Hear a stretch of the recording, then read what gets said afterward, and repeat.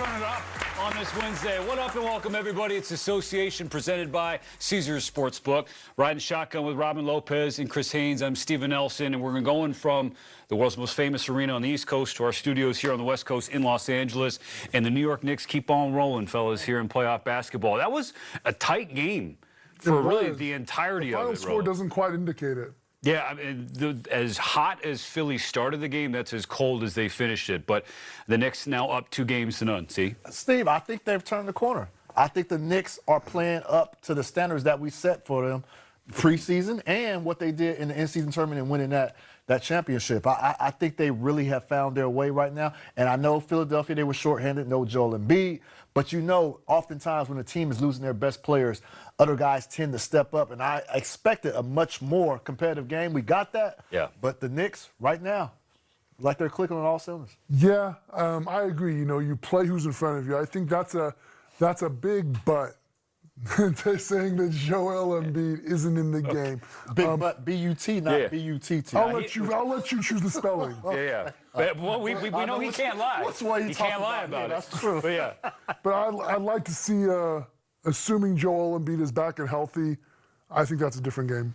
Well, no Mitchell Robinson on the other side for the Knicks. He was out with an illness. Obviously, Joel Embiid is a massive blow, and there was a lot of foul trouble in the first half for New York, especially on the front court. And Philadelphia, it seemed like after Game 1, all the talk was about Game 7, as in Philly's last game against the Celtics, the emotional roller coaster that whole series was, coming back from down 3-1. You win on Saturday, you got to come back and go to the Garden with only 1 day of rest, and they looked like that in Game 1. They came out in Game 2, and you're like, all right, these are the Sixers. Now they got their legs underneath them, but the way that the Knicks are playing right now, Rolo, especially down the stretch, Jalen Brunson, I mean, of the last 11 Knick points, I believe he had half of them, 6 of them. There's just a different level of confidence to go with their postseason experience. Yeah, no question about it. You know, we're seeing a Knicks team that has hopefully learned from the mistakes of last season. And it's not like they're doing it against you know, some bum team. They're doing it against the Philadelphia 76ers, a team that eliminated the squad that everybody thought was going to be the favorites coming out of the East. Right. You're right. You're 100% right about that. And we all knew going into the season, New York Knicks, it was a championship or bust. Yeah. They fired their coach after making it to the Eastern Conference Finals. So we knew anything but an appearance to the finals, it was going to be a disappointment. And I think they're turning the corner and they're proving why. And this is why I would say this. Remember all season long I was saying the Knicks look bored. They just look really lethargic. Yeah, you were saying that. And I was saying that because I was just looking at their play, their demeanor. They didn't go on these long stretches of winning streaks. They just they'll win some games, lose games they shouldn't. And I'm like, man, I think they're bored. I think they're waiting till the playoff time because at the end of the day, they're going to be judged by the outcome in the playoffs. And so I think they figured it out right now. It's do or die time. What we have figured out are the highlights from game number 2. So in case you missed any of the action from the Garden, let's show it to you. Of course, playoff game at the Garden, you got stars on both sides of the line. Jalen Brunson on the court, off of it, Jay-Z, Tracy Morgan, just... Hey, that's stars galore. And that was just a couple of them. Tyrese Maxey, Karl-Anthony Towns, we're ready to roll. First quarter, Cat probing, inside. I love to seeing that, Steve. When he's being aggressive, getting downhill like that, he's unstoppable. He's shown those flashes in both of the first 2 games.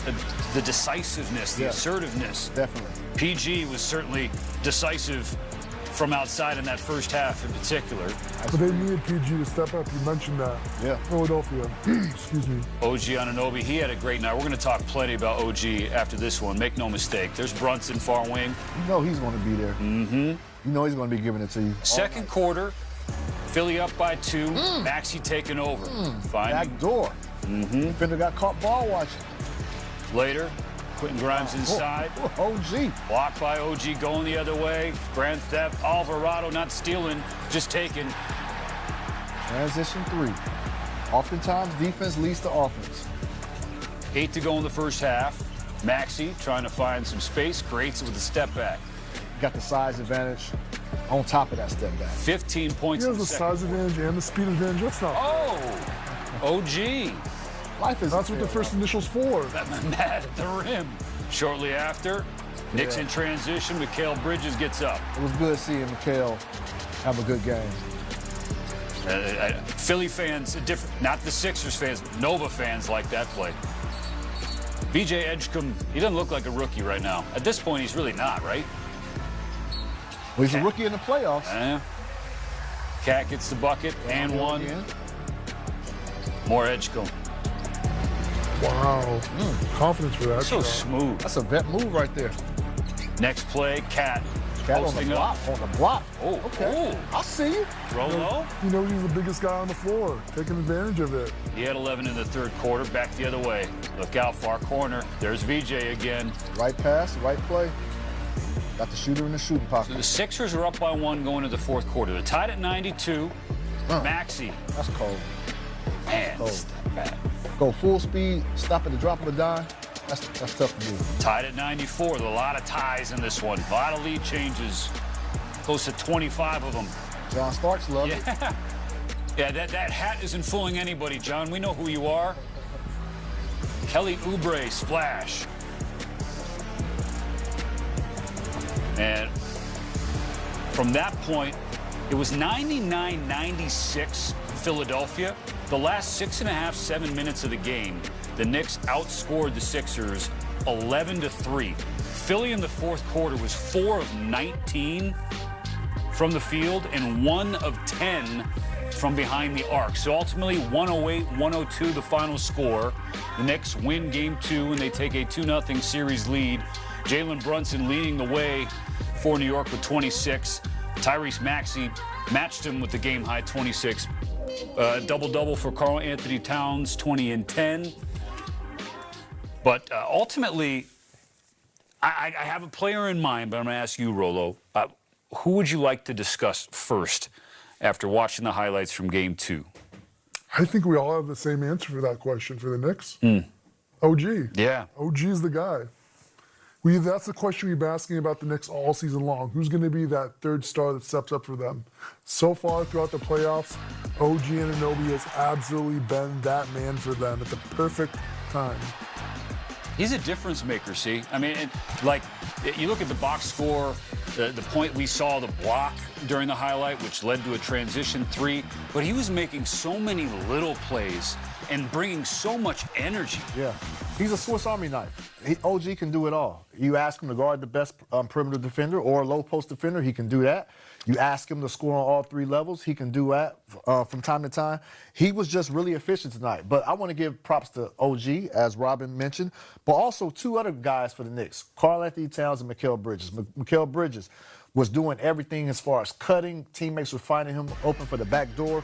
He was hitting his mid-range shot. And Karl Anthony Towns, they were going to him. I was talking about Guy Dorian during the game about this, giving it to him in the high elbow, allowing him to initiate offense, getting guys involved. He had a team-high 7 assists. That's Karl Anthony Towns, and he's doing more as far as getting into the paint area. So I like his mindset. I like his mental approach to the game, and I like the way he's taking advantage of smaller guys when they're guarding him. He's using his body, and then when the bigger guys come on him, he's blowing right past them. So we saw that mentality develop throughout the Hawks series. The first couple games of the Hawks series, when they got shocked, he wasn't being as aggressive. He wasn't playing to his advantages. And now we're seeing that in this series, especially with Joel Embiid out of the game. He knows he's the biggest guy on the floor. Yep, no doubt. I like his approach. So the Knicks win 5 straight games, but the first 4 of those were blowouts. They weren't close. I mean, even game 1, it was like, is this a regular season game in February? Because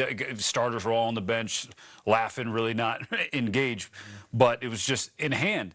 To play a close game like this, how valuable do you feel like that can be for the Knicks moving forward? I do think it's valuable. I think the big caveat with this Philadelphia Sixers team has always been their health. It's always been if this Sixers team is healthy. And you can't really take away one of their premier 2 guys and say, they're still the same team. Yeah. Because that's a team, when they're operating at full health, that has 2 MVP candidates on the squad. Joel Embiid, who has won one. Tyrese Maxey, who led the league in scoring this year. We know what he's done. So I think it's a great win for them. You definitely want to see them win close games. You play who's in front of you. But I think that's a very different Sixers team than what people are predicting to see on the floor. I'll say this about the Sixers. They're used to playing without Joel Embiid because they played more without him than they have with him.